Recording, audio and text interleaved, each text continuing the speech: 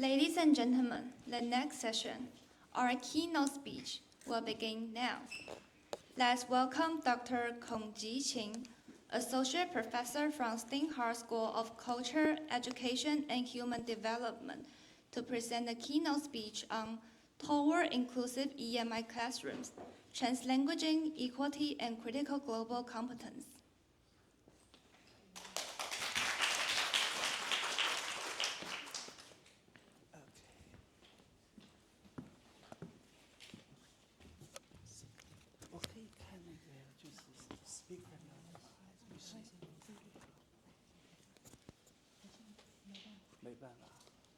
OK，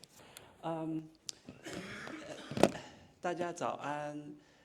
我学了一句台语，大家早安。高早。还学了客家语，我不知道是哪个，但是非常感谢。So I'm very honored to be invited here to join us today to share some thoughts about EMI. Before I start, so the title of my talk today is Towards Inclusive EMI, Translanguaging, Equity, and Critical Global Competence. 打造多元共融的 EMI 课堂，跨语言实践，教育平权与批判性全球视野。Before I start, I would like to thank all colleagues at NTNU, particularly our Vice President for Academic Affairs, 刘美惠教务长，邀请我就是来师大做为期近2个月的访问学者。我是去年第一次，今年是第2次来台。去年呢，暮春的时候呢，第一次访台。第一次来台的时候呢，我在和很多朋友分享，就是到底这里感觉是非常不一样的，因为没有语言的障碍，感觉非常舒适。然后今年第2次来呢，我在和很多老师们说，我说第2次来就像回到了一个远房的亲戚家里，对这边的美食文化，这个温良仁爱的这个人文环境深深的感染。所以呢，我要非常感谢刘教务长，还有我们教师进修学院的院长刘雨婷教授，以及我们范雅竹Director 对我的这个热情的招待，还有我们双语办公室廖宏明博士的帮助。那么今天我要给大家分享的是我自己对 EMI 的一些思考，也特别是对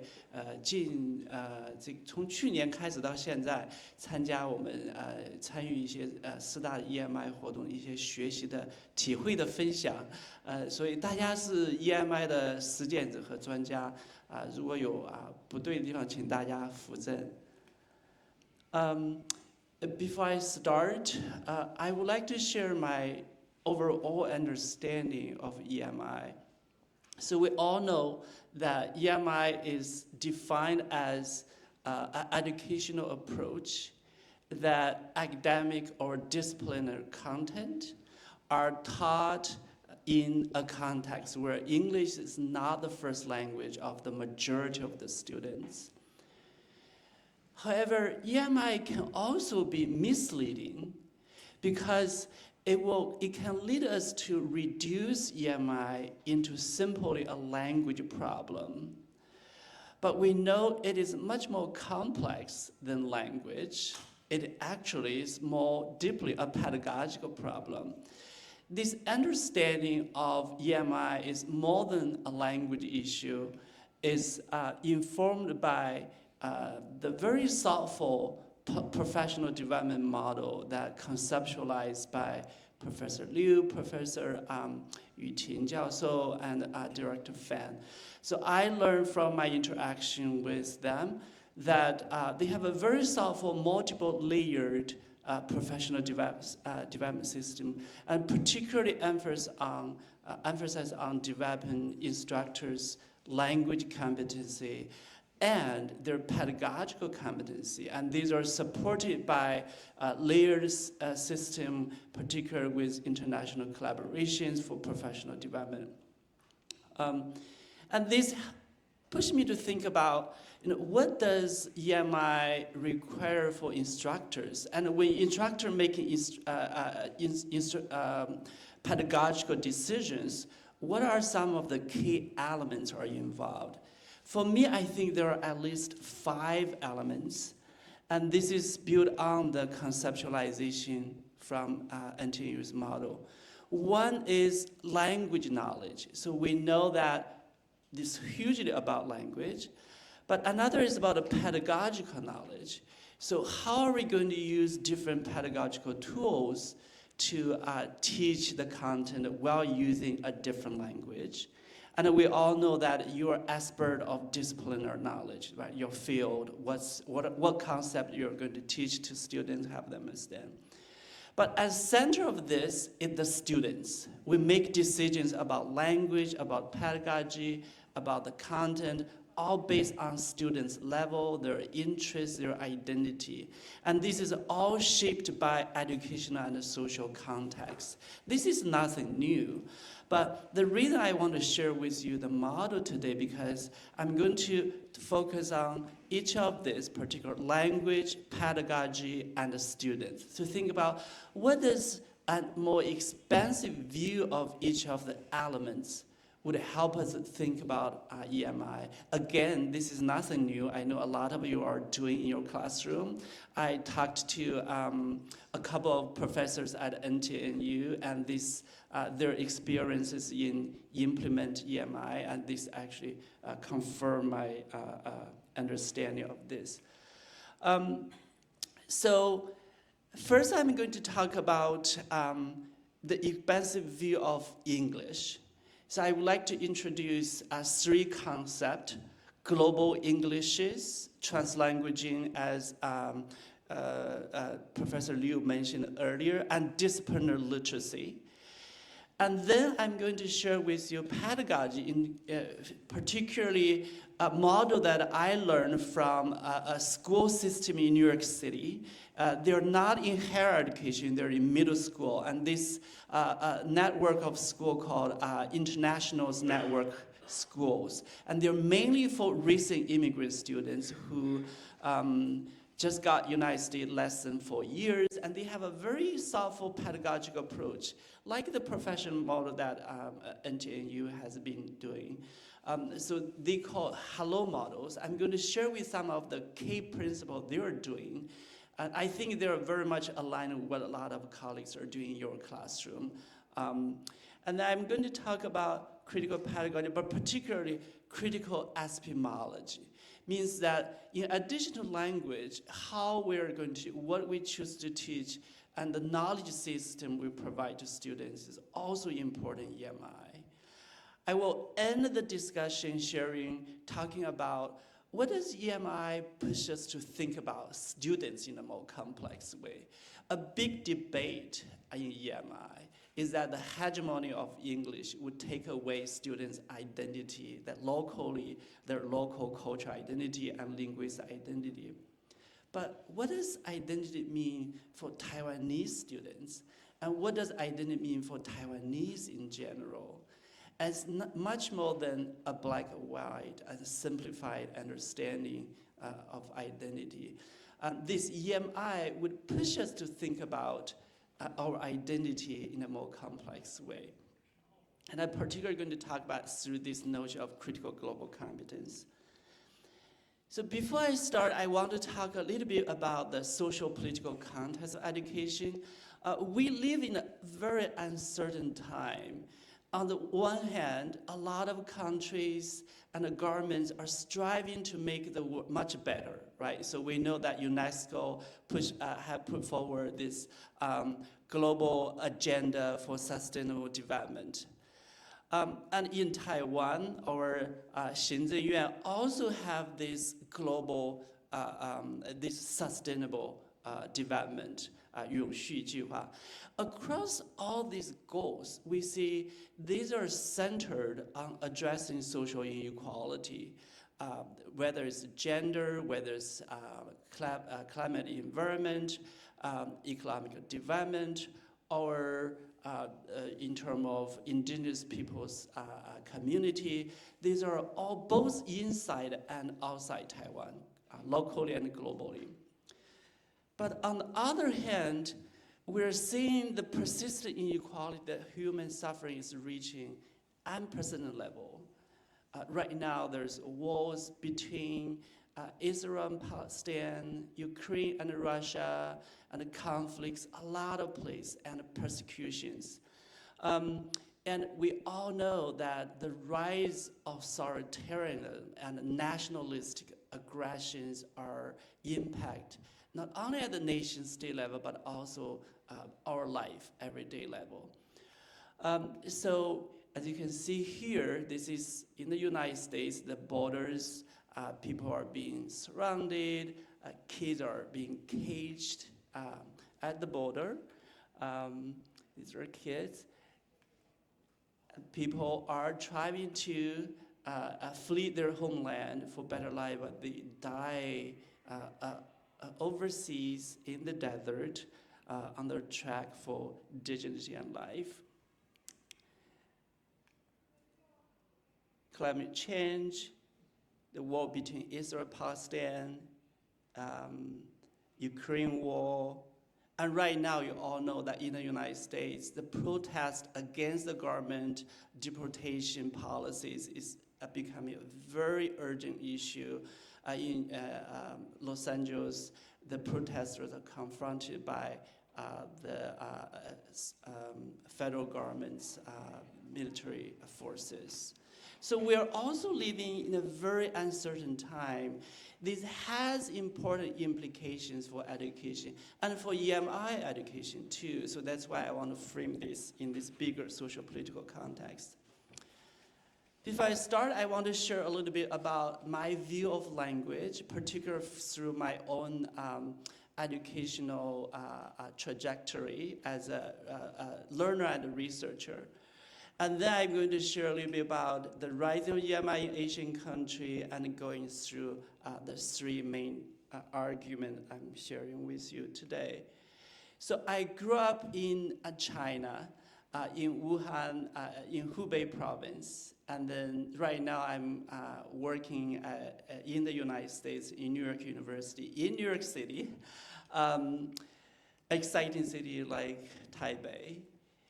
So I grew up actually in the rural village in Hubei. Until I finished my elementary school, I speak a local dialect.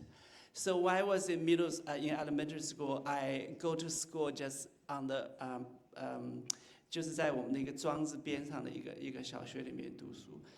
When I was learning Chinese, I was speaking my dialect to read the textbook.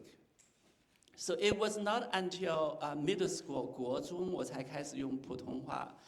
I was ashamed of my local dialect and my 普通话 standard Chinese in my middle school because when I was in elementary school, my teacher did not speak standard Chinese.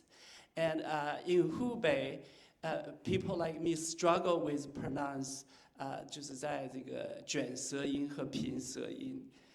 I still struggle with it. I remember very clearly when I moved to Beijing, even my American colleagues, she teaches me about my pronunciation of 卷舌音、平舌音部分。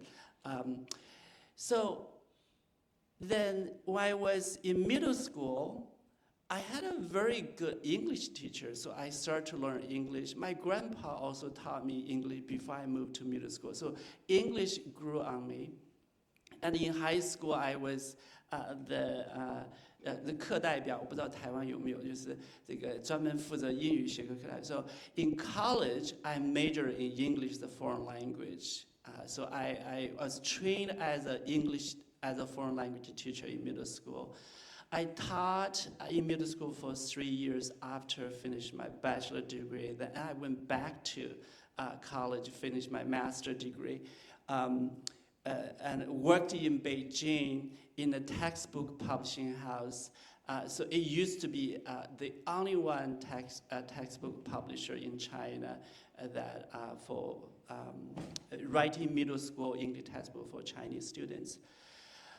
After 7 years there, so I went to United States to finish my PhD program in curriculum instruction and language education.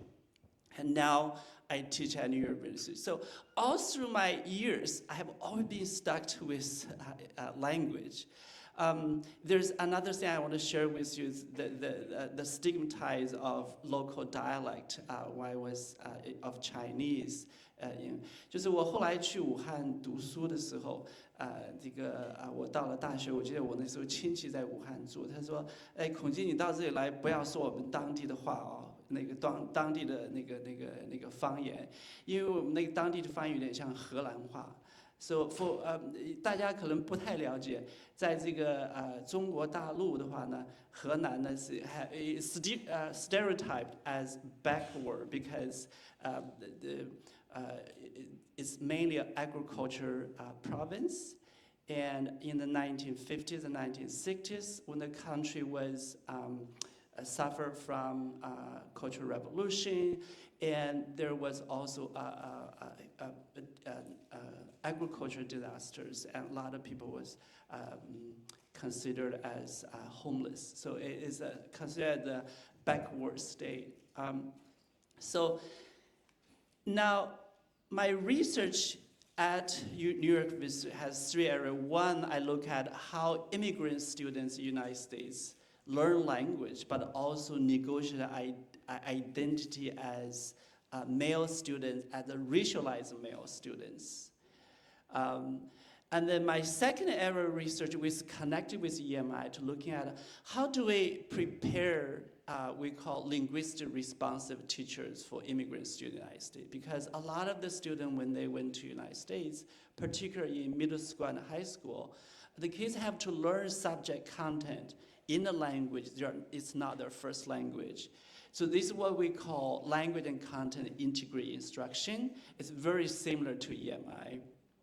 And my current research is looking at how do we work with immigrant students to learn the language, but also learn the language to speak back to power.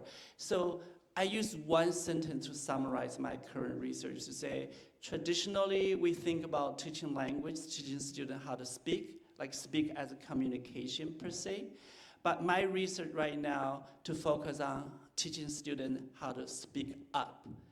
Speak up against the inequality they face, speak up against racism and xenophobia they face. So as you can see from both my educational experience and my experience as a researcher, language is central to who I am and to my work. And across this, that ideology, power, and identity and pedagogy are central to them. Right? So I grew up in a rural village. Speaking a dialect was stigmatized. And I learned English from instructors who actually learned English the first day from her husband to teach me English. So it's a very under-resourced schools. And now I focus squarely of my research in speaking back to societal inequality. And this has much connection to what I'm sharing with you all today. So we also know that EMI is rising not only in Taiwan, across a lot of Asian countries. So I did a simple research literature search from one database. This is not me, there's only this number of research in Taiwan or in other countries. So in Taiwan right now, so it's Taiwan, this effort starting from year 2012 and then has a huge increase in 2017 and 18. That's because of the national policy of the best program, bilingual program. And then in Japan, Vietnam, China, and Thailand, you can see this all have a significant interest increase during the last decades on EMI. So the work we do are very important. So I'm going to share with you what I mean by more expansive view of language. We know that there isn't a single version of English. We know traditionally UK, United States, Australia, New Zealand, Canada, and we have this country where the majority of people speak English. But we also know, due to colonization and neo-colonialism, that English has spread to a lot of countries like Singapore, a lot of in the African countries, and these English are all legitimate versions of English. So this counter the myth that English is not singular, English is singular, but actually it's not a single uniform language, but rather a diverse Englishes that reflect the social, historical, and the political reality of speakers around the world. We call these Englishes. What does this Englishes means for EMI practice? So it means that it challenges the ideology of a native speaker norm and right the legitimacy of localized hybrid variety. I've heard that across my conversation with colleagues, both at NTNU and other campuses, that some instructors struggle with, say, if I'm not a native speaker, am I a legitimate teacher of EMI? And we would say yes. We also heard that students sometimes, they are reluctant to participate in EMI classes because they feel like their instructor accent is not the standard English. And this is a challenge that if we introduce the student the notion of global Englishes, that will help them understand that it's not just the native speakers English is the legitimate teachers of EMI. So this means that in our classroom, we need to help our students develop this critical language awareness that to help them resist the internalized of native speakerism. At EMI and Translanguaging, so I've seen during my first visit and this visit, to really experience that Taiwan as a multilingual city. I remember the first time when I got here, I know that I won't have any problem communicate because we share largely the same Chinese language. But I didn't realize that Taipei is so multilingual. I remember the first day last year when I got here, got on the bus, there were 4 languages that were spoken on the buses. So I was like, wow. Even though I wasn't able to distinguish between the Taiwanese and the Kejiahua. So I also just recently read that they're actually at the government level, even make the city more multilingual. This is an article from Taipei. It's a travel magazine. And these are signs from different spaces from the store. This is from art event. This is from the Jieyun that I took. Right, so there are 4 languages actually. They're English, 中文, 日语, and Korean. And this is a poster from the Museum of Taipei. Another multilingual museum tour. And this one, I want to test you, how many languages do you see on this sign? So this is a sign I took recently to the 宝村, 我忘了那个全名叫什么, 应该是宝藏村艺术, 应该是个国际艺术村. So how many languages do we see on this signage sign? So 2. How many do you think? How many of us are thinking there are 2? Okay, so there are 3, 4. Okay, why there's 4? Yes, so we have 中文 and English and the science, right? So it's the science. But I didn't know the 宝村 Gamada. I didn't know there are two languages involved. So I asked the friends who took me there, I said, why is using the second part, gamma dian, is the Taiwanese? Because for me, I just think this, because written in the Zhongwen, and she said, well, if you write in that way, it is Taiwanese. So it strikes me as that Taiwan, as a multilingual nation country, and the use of language across the languages at one sentence or at one context is very natural.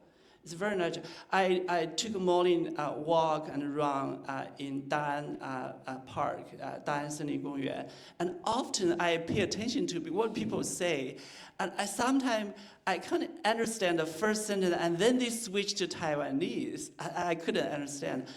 Now I realized, wow, so it's very natural for people to switch back and forth of two languages or more than two languages. And this is what we call translanguaging. So this is a concept that developed in the United States. It referred to multilingual speakers of fluid and dynamic language practice that transcends the boundary between named language variety, and language other semiotical resources. 所以那个保存伽马点，就是你不知道，对于我来讲就分不清这个语言到底是 where it starts and where it ends of each language。那这个学者推出这个 translanguage 这个概念呢，主要是在美国，因为美国也是一个以英语为主的这个国家，那么其他的语言是 stigmatized。那么，但是 bilingual speaker、multilingual speaker 在使用语言过程中，同时是把这语言是混在一起的。那么这种语言现象呢，从理论上可以就是挑战这个传统的认为 which language is more privileged. If we use language in mixed ways, if languages have no boundaries, and the hierarchical language is being challenged. So this is why this concept mainly being performed. They particularly argue that for multilingual speakers, their language are not separated; they're integrated. This is still a very much under debate concept. 这个理论也是在学界里面还是造了很大争议的也不是就是一锤定音的。我只是给大家介绍一下。But the major theoretical power of language is that it challenges the boundary of language, it disrupts the hierarchical language. Particularly for immigrants in the United States, then they won't look at their own language as being lesser than the dominant English. So that's where it is. I'm going to skip this. But what does it mean to embrace translanguage EMI? So despite monolingual policies, instructor and student are using their multilingual research to engage, to negotiate meaning. So I, just through my informal casual conversation with professors both here and other places, they told me that students and themselves are using more than English to support student learning anyways. 在这个台科大，我问其中有一个教授，我说那除了上课之外，你还给学生用其他的语言教他们？说 Yes, I do。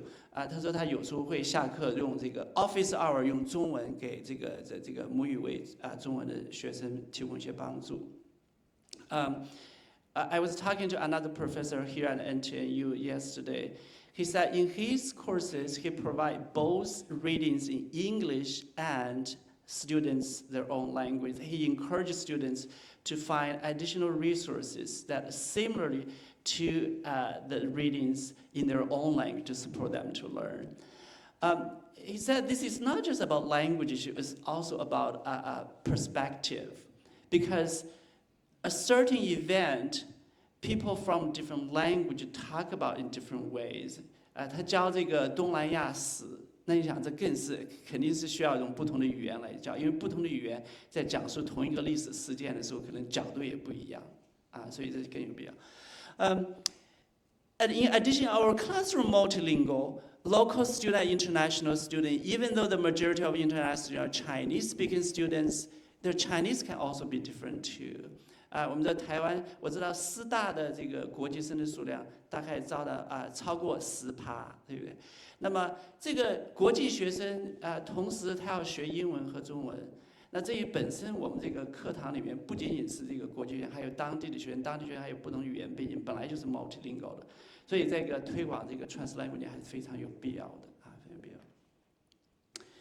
And what does it look like? For example, if our whole class discussion is in English, we can have a small group discussion in their student's first language. And then when they come back to whole class sharing, students can share in English. So this becomes a translingual space in the classroom. Reading material can be provided in both English student first language, instructor can provide additional resource student first language. And develop student critical language awareness of the hierarchical language and intentional use language to bring people in rather than excluding people. I've done research in high school in the United States. Translanguage is also not a panacea. Translanguage 也不是能够解决所有问题的办法, because students also use translanguage to excluding people. And you think sometimes we do use translanguage to say, I'm going to share something I might not want you to hear, so that I'm going to share in the language that's just between you and me. But that's an excluding act. So in the multilingual society, I think you all know, you probably are doing this beautifully in your classroom to help people say, how do we use our language to bring people in, not excluding people? In my classroom in New York City, it's in NYU, it's also multilingual. I have students from mainland China, students from Korea, students from Taiwan, students from domestic students in the United States. And sometimes I do allow students to use Chinese, particularly majority of my students are Chinese students, but I also tell them that when you speak Chinese in a group, there's other language speakers. You do need to let them know that I'm going to switch back to English to help you understand what I just said. Understanding that students use their first language does not take away their learning of English. It's not an either-or approach, rather both-and approach. I think the one challenge of the debate that the hegemony of English would take away student identity is that this is not an either-or. It doesn't mean you teach in English, then the student won't learn their first language or home language. It's a both-and. Right, so you teach English, but still learn their first language. EMI and disciplinary literacy. So what is the disciplinary literacy? Remember this map I shared earlier? So between language and disciplinary knowledge, there is particular intersection of these two domains of knowledge. It refers to that in each of our disciplines, there are special ways of saying, thinking, reading, and writing that are particular to our discipline. I know that, for example, at NTNU, we have Academy of Academic English, right? So that in particular supports students understand how English is being used in academic setting. And the academic setting can also be further differentiated into different subjects. So in history, in science, in different science subject area, language used in different ways. So this is what we call disciplinary literacy. We know that for a lot of us, 我们有这个不同的在座里教不同的科目的不同的学科的，我们写的方式、表达的方式也不一样。在教育里面有教育的专门术语，教育论文怎么写都是有约定俗成的。那这个科学学科的是不一样的。So this intersection need to be highlighted in an EMI instruction. What does this mean? That teaches students the notion that our disciplines are shaped by language, right? And making transparent the normative use English in our discipline. 我们有这个论文的学科，我们都比较注重这个。但是这个学科的知识体系是如何被语言所塑造的，也是很重要的。Help students understand each discipline use words in the different ways. I'm happy to talk a little bit more about this if you want to have more questions. Towards a more inclusive pedagogy. So this is particular thinking about at the intersection of pedagogy of language, pedagogy of content, pedagogy of students. So if we look at the pedagogy of language, we have to think about how can we use language to facilitate our EMI instruction. So do we do in a lecture style, for example, or do a discussion-based pedagogy? So these are all involved with language. In what ways does my instructional approach meet student language needs? If I look at a language intersection between pedagogy of students, we can think about in what ways does my teaching address student concern, connect to their experience, their identity, and how do I incorporate student voice and choice making instructional decisions? And we all do this every day, every minute. And pedagogy disciplinary knowledge, what are the exceptional ways of teaching that are unique to my field? And how can we integrate language into those approaches? So I'm going to share with you the Hello model I referred earlier. So this is a network of schools in New York City that only serve recent immigrant students who have been living there within under 4 years. These students, we know that they have language needs, right? But they figure out a way how to support them. Particularly, they have this core principle called Hello model, heterogeneity and collaboration, experiential learning and project-based learning, language and content integration, localized responsibilities, and one learning model for all. I'm going to share with you first three. I think the first three are most relevant to EMI in higher education. The heterogeneity and collaboration, this idea, and this actually is confirmed by one discussion that I remember several weeks ago with 那个范老师还有刘老师，那个教务长当时我觉得有一个问题是讲到 if we have students come in our classroom from different language background, how are we going to differentiate our instructions for the students? 我觉得教务长当时 share 一个 idea 说 well, we could also use student as a teacher. So that reflects we embracing heterogeneity, the diverse different level of students. In this school, they did a very innovative thing that they group 9th grader and 10th grader together. So each year, when the first year new students come to the school, they will learn science, English, mathematics, language arts, social studies with the 10th grader. The idea is that, well, the 10th grader can be a little teacher for the 9th grader.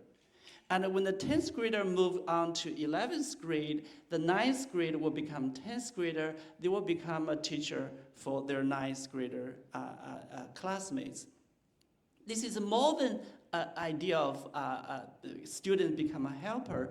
It reflects the social cultural ways of learning where if you have students, look at them as a community, they can support each other.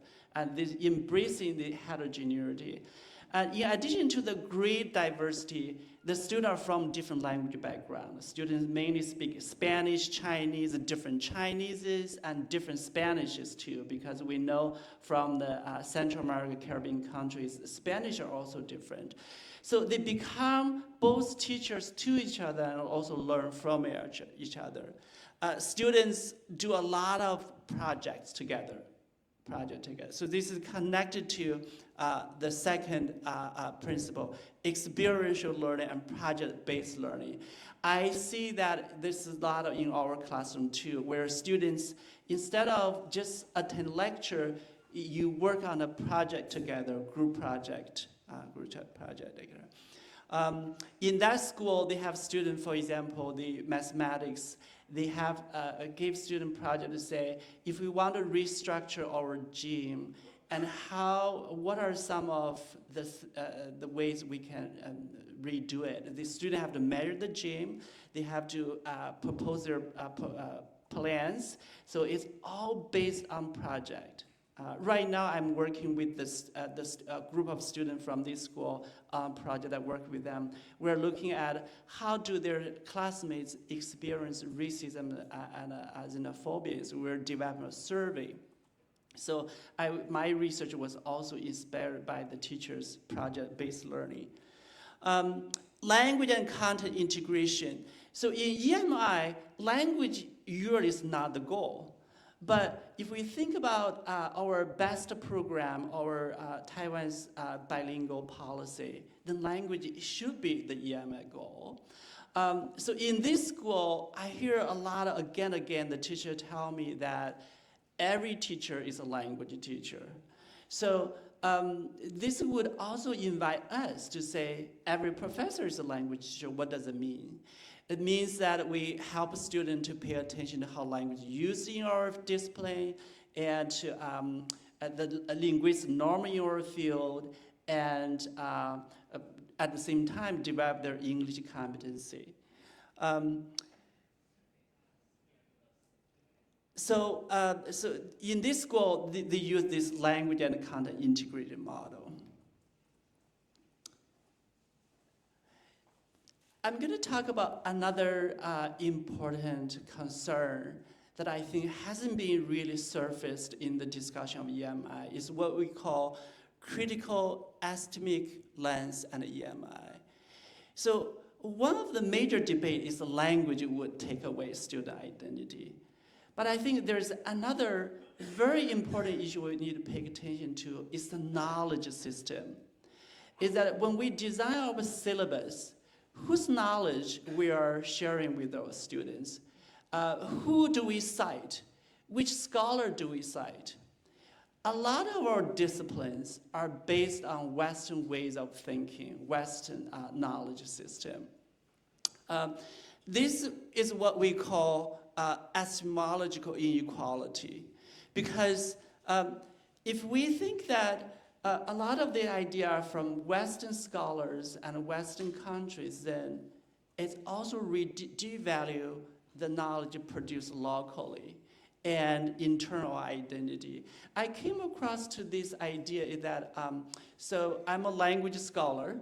I learned for many years in the United States this concept of critical literacy. It means that the way we use words and language should connect the societal inequality, and we should use language to show how the society is unequally structured, and also use language to speak back to power.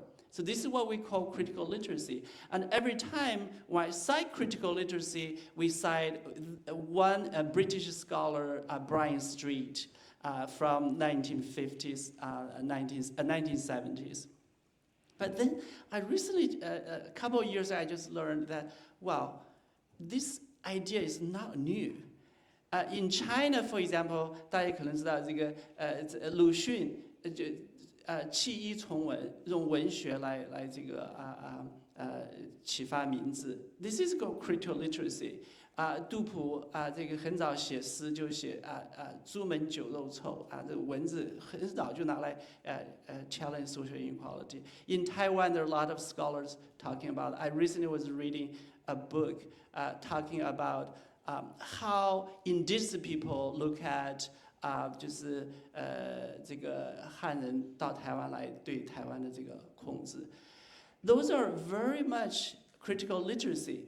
But then why, as a Chinese scholar, I'm citing Western scholars, not my people from my own culture and language? So this means that in our syllabus, we need to intentionally include scholars from Taiwan, from non-Western background scholar. I remember that, so I shared a moment ago, a majority of my students in New York University are from mainland China. And half of them would stay in the United States after graduating looking for a job, have them go back to China. And then I realized, why am I teaching my Chinese students mainly Western scholars' ideas about language education, and no mention of any educational issue in China? And this is an issue about, not just about student identity, but also, just I said here, it's 知识体系的不平等。So when I realized that, I introduced scholars, Chinese scholars, that written about Chinese English language education in China. And also include non-Western scholars. And this is my own effort to change this. But this is very challenging because the 知识体系这个是 interconnected. It's very hard. I was talking to the professor at NTNU yesterday. He said, well, I'm trying to provide students readings by non-Western scholars, non-English reading, non-Western scholars, but it's very hard to find any on certain topic, which is true, because some of this scholarship published in local language. 那我在这里有一本书是我们台湾的一个学者对我的启发性很大，这是台湾国立阳明交通大学社会与文化研究所的陈光新教授。Some of you probably have heard of his name。他在这个1 decade ago, almost 2 decades ago， 他写了一本书叫《Asia as a Method Towards De-Imperialization》。他的主要的观点是说呢，这个台湾包括很多经受过殖民和这个西方列强这个侵入的国家，都要对这个殖民反殖民进行一种思考。那么特别是知识体系，在知识体系呢，我们很多时候都是以西方的知识体系为标准来衡量我们的知识体系。知识体系。那么他提出来呢，在我们在这个counter this Western hegemony in knowledge production, we shouldn't use Western as a reference point. We can use other Asian country as a reference point. His argument is not just to learn from other Asian countries, not learning from Western country. His argument is that by challenge who do we compare ourselves to, we develop a new identity that is not simply relied on Western. He said that the potential of Asia as a method is this, using the idea of Asia as an imagery as anchor point. Society in Asia can be each other's reference point of reference, so that understanding of the self may be transformed and subjectivity rebuilt.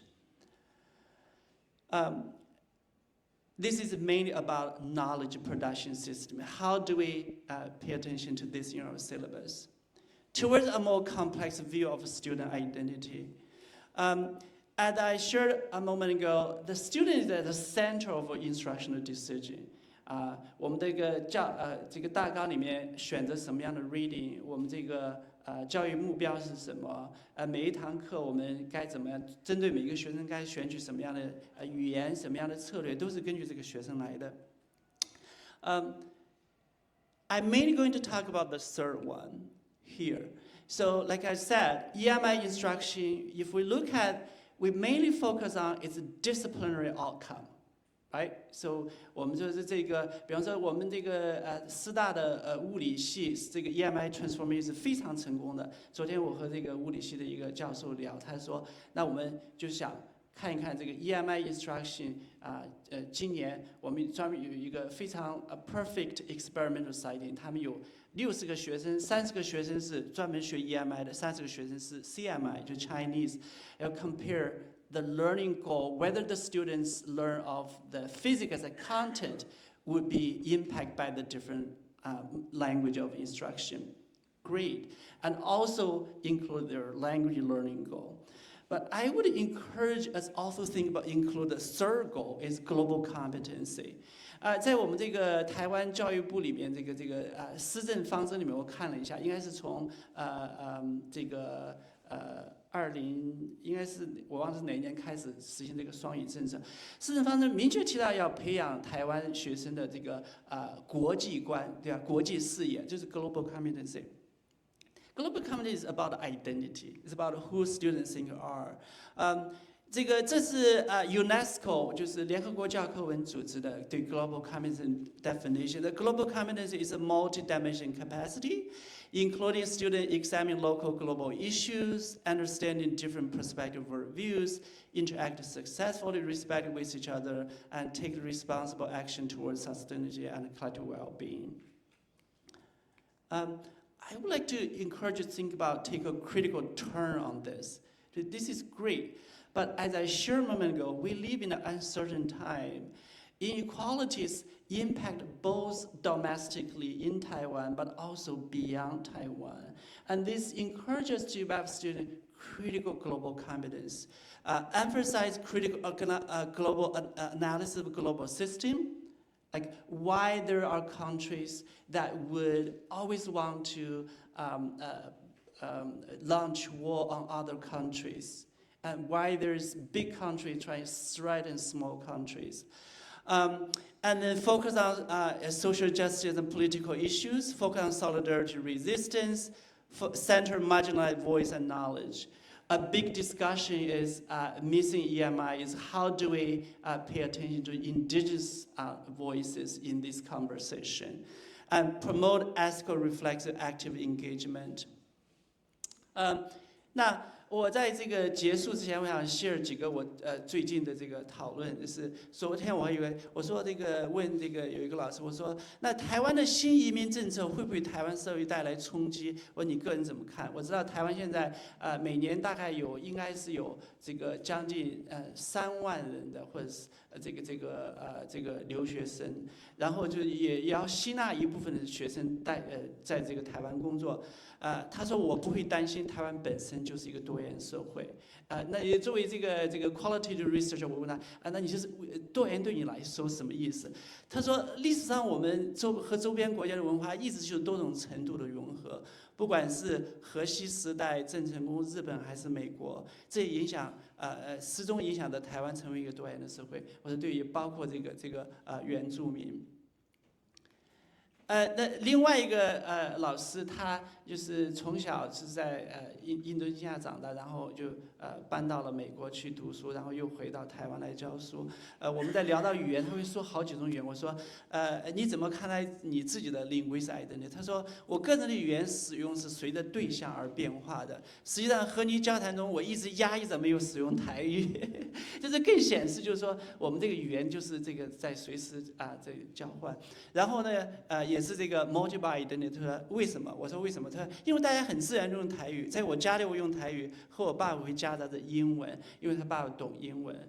我知道那个教务长，不知道你记不记得你带我去那个水果店里面，去那个刘阿伯那个水果店，他也给我加英文讲哦。他也加英文讲，我就是你看我们这个语言确实是这样。那这也回到我们这个 identity， 就 what is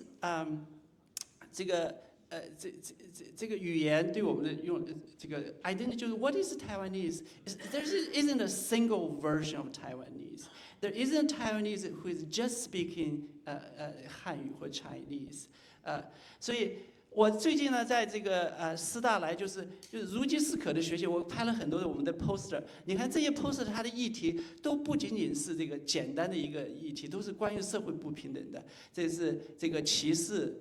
这个是东亚的发展这是not just locally but globally。这是这个多元视野，关于 gender。这是关于Korean global。这是关于这个劳工的权益保障。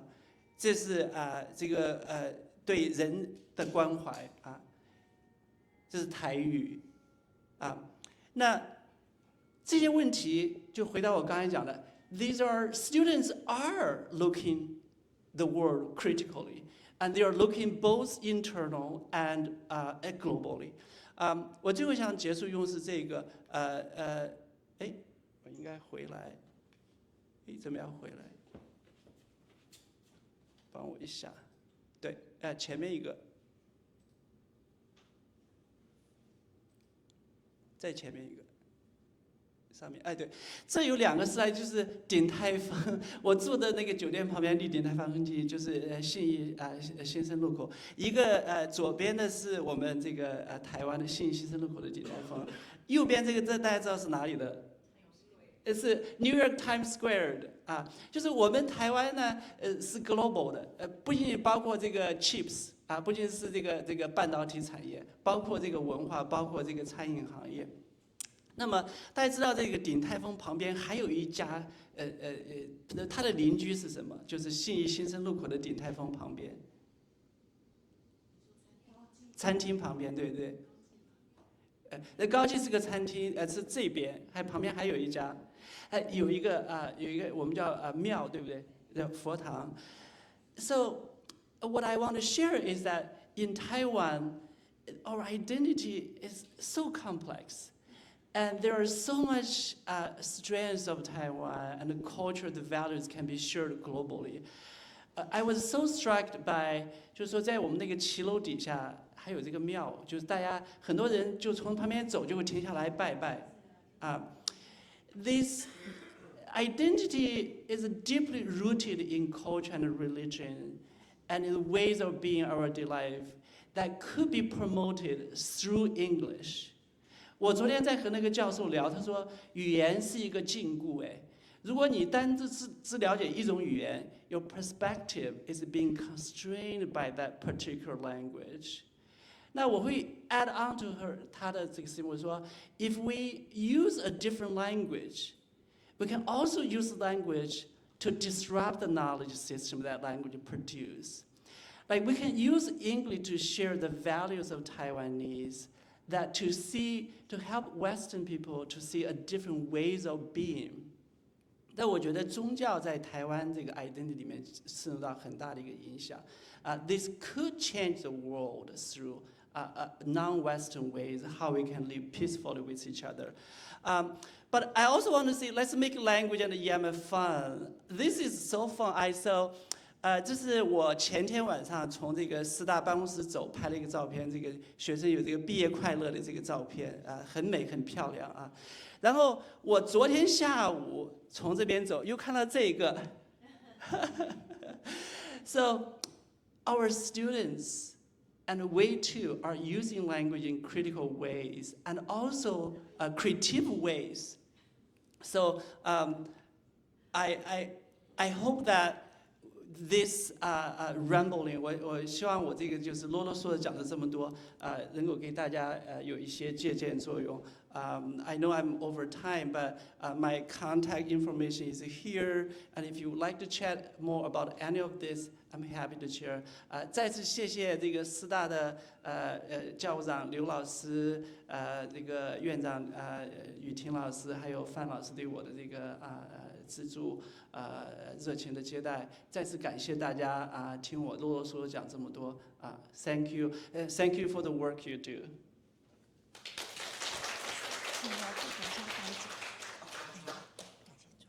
Ladies and gentlemen, let's give a warm applause again to thank Dr. Ching for his wonderful speech. Thank you for your informative and engaging talk. Now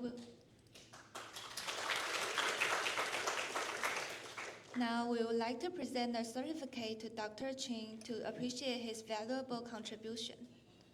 Let us invite Dr. Mei Hui Liu to come on stage and present a certificate. Let's welcome them with a big hand.